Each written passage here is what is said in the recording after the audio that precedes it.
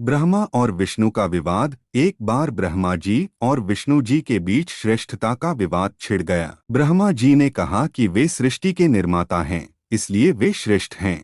विष्णु जी ने कहा कि वे सृष्टि का पालन करता हैं, इसलिए वे श्रेष्ठ हैं। जब दोनों का विवाद बढ़ने लगा तो अचानक उनके सामने एक अद्भुत ज्योतिर्लिंग प्रकट हुआ। यह ज्योतिर्लिंग प्रकाश से भरा हुआ था और अनंत आकाश तक फैला हुआ था। उसकी ज्योति इतनी प्रबल थी कि ब्रह्मा और विष्णु उसे देखकर स्तब्ध रह गए।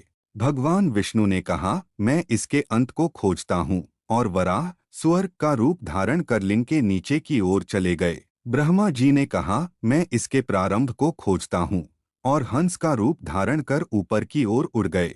लंबे समय तक खोजने के बाद विष्णु जी ने स्वीकार किया कि वे अंत को नहीं खोज पाए, लेकिन ब्रह्मा जी ने झूठ बोलते हुए कहा कि उन्हें लिंग का प्रारंभ मिल गया। उन्होंने एक केतकी के फूल को साक्षी के रूप में पेश किया। ज्योतिर्लिंग से भगवान शिव प्रकट हुए और कहा, विष्णु ने सत्य कहा, इसलिए वे मेरी दृष्टि में पूजनीय हैं। लेकिन ब्रह्मा ने झूठ बोला और अहंकार दिखाया, इसलिए उनकी पूजा नहीं की जाएगी। भगवान शिव ने केतकी फूल को भी यह कहते हुए श्राप दिया कि वह उनके पूजन में कभी इस्तेमाल नहीं किया जाएगा।